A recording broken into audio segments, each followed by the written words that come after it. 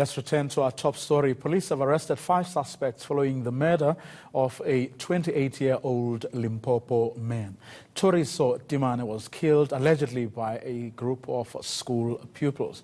Let's speak to Lindokuhle now. He has spent the day speaking to the family and is now at a community meeting in Limpopo.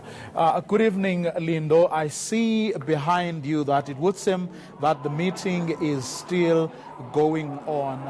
Take us back a step, if you will. What is the purpose of that meeting in the first place?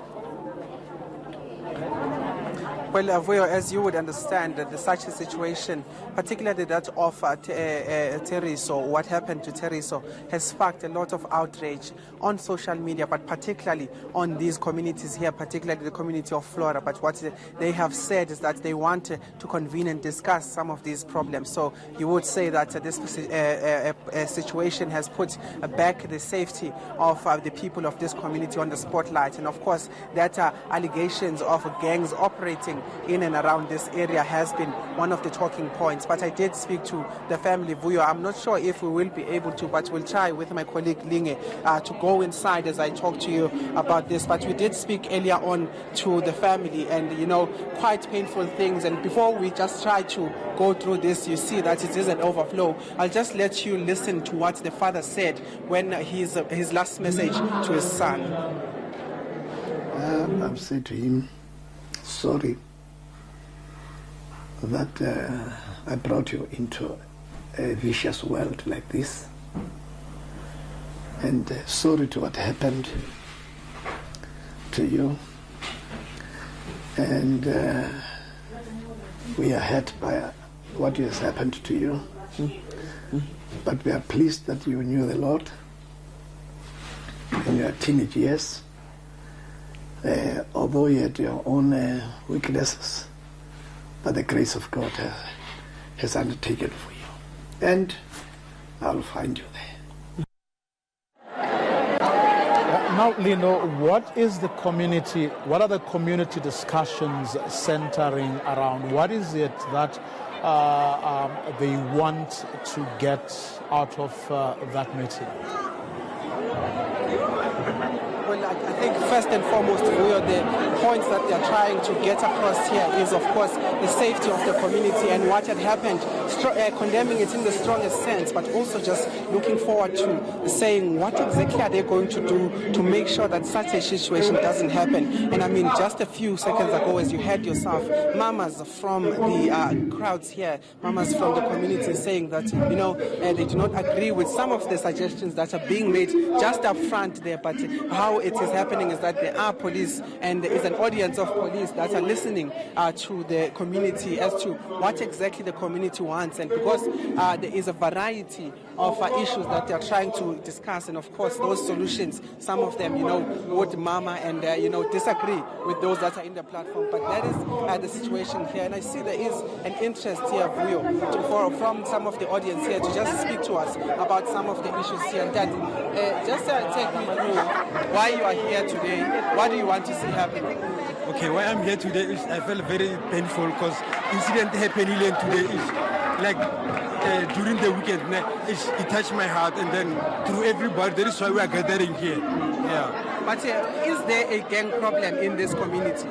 I beg your pardon? Is there a gang problem in this community? Yeah, we have to stand up like each and every corner. People are hanging around at the parks. Police are not doing their job. That is why people are taking justice to their hands. And what do you want to happen today? We must get together. Then, as they said, we must join the CPF, crime police for us, to help the community. All right, but I'm just going to come to you as well. That's okay. But as a community member today, after attending this community meeting, what do you want to happen in terms of the community safety in Flora here? What we want is that we need the police taking more action against criminals. The South African police does not have any strategic plan in place to be able to combat gangsterism. the gangsterism that is taking place within the communities of Polokwane. It is just a clear indication that the police in itself do not have a plan in place to say that as the SAPS we are going to combat gangsterism in this way. Also from the side of social development, the MEC of social development should be bringing ideas in place to be able to bring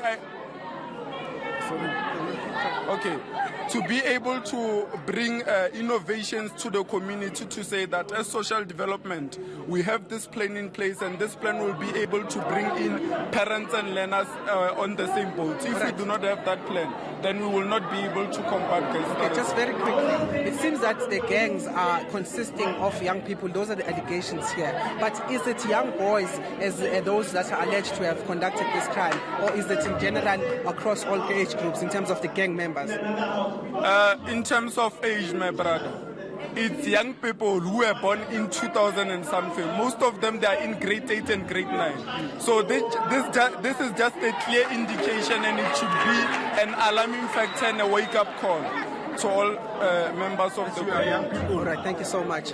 Those are some of the community members in attendance to what is happening here, which is the community meeting engaging with the police. But what they are saying is that most of these people that are in this gangsterism, this alleged gangsterism at this stage, are of course young people, and they're saying that they are calling on all stakeholders, particularly social development, to intervene, as well as parents themselves, because they're saying that these are very young children, these are very young people between the ages of 16, 14, and of course 17.